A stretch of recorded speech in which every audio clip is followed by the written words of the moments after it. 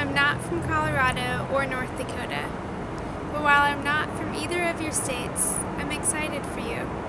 You get to have a voice in whether or not the Personhood Amendment will pass, whether or not the law will say that at each stage of life, you have the same rights as any other stage of life. This includes the entire life of a baby in the womb. And so I know that our opinions on this will rely largely on our opinions of abortion. And I want to begin by apologizing. I want to apologize for anything that someone who's against abortion has said that's been hurtful or offensive in nature. I'm sorry for each time that they judged or condemned, and each time that they looked at an unplanned pregnancy without empathy, support, and compassion. Through friends that I have and a nonprofit that I've gotten to work with, I've seen the hearts of women after their abortions. And I have to believe that if you had seen what I've seen, you wouldn't want this to be an option that women can choose either.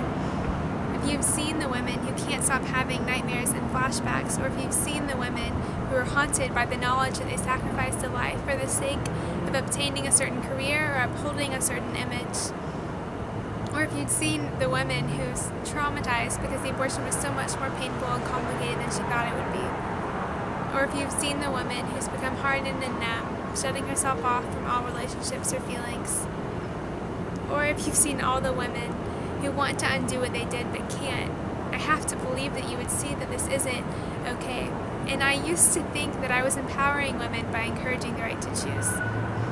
I thought that I was freeing women by giving them these extra choices, but I've seen these women and they don't seem free or empowered or built up.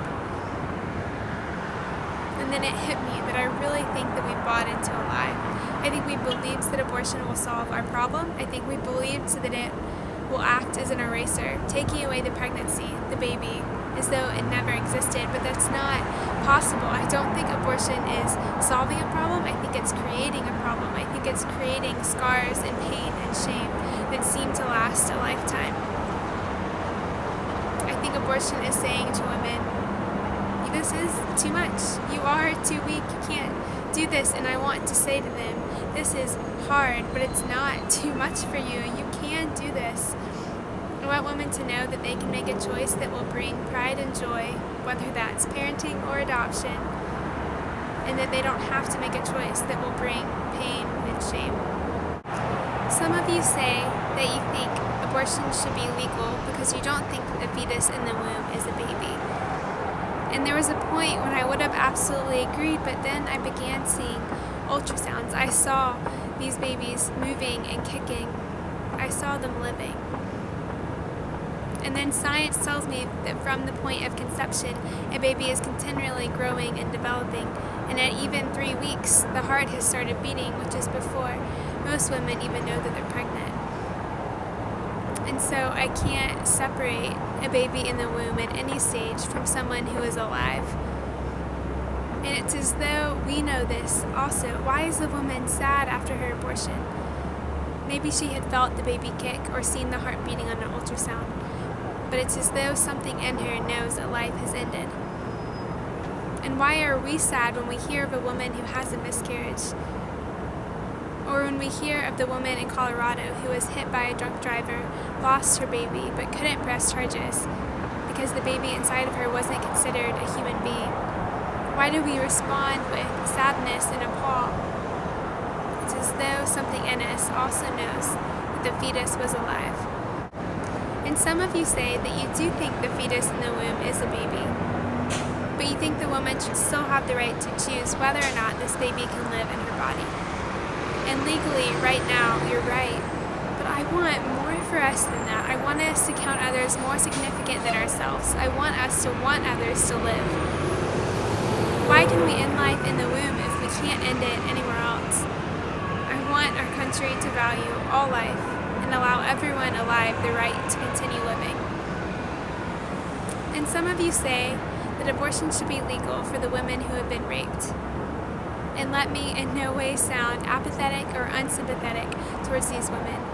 I hate the injustice that was done to you, and I hate the violence committed against you. But I know that the baby is not your problem. The violence committed against you is the problem. and taking away the baby is not going to take away that violence. Instead, having an abortion would add another violence, but this one would be one that you were committing. I don't want that pain for you. I don't want you to be responsible for that violence. And I don't want that injustice for your child. And lastly, some of you ask why I can't have my beliefs but allow others to choose as they wish. Because I care. Because I see what abortion is doing to women, and I don't want this pain for them. I don't want this to be an option that they're falling to. And I see that in all cases of abortion, there's no protection for the child, who's also a person. I believe that our country creates laws to protect us. And when I see what abortion is doing to women and men and children, I want protection for us all.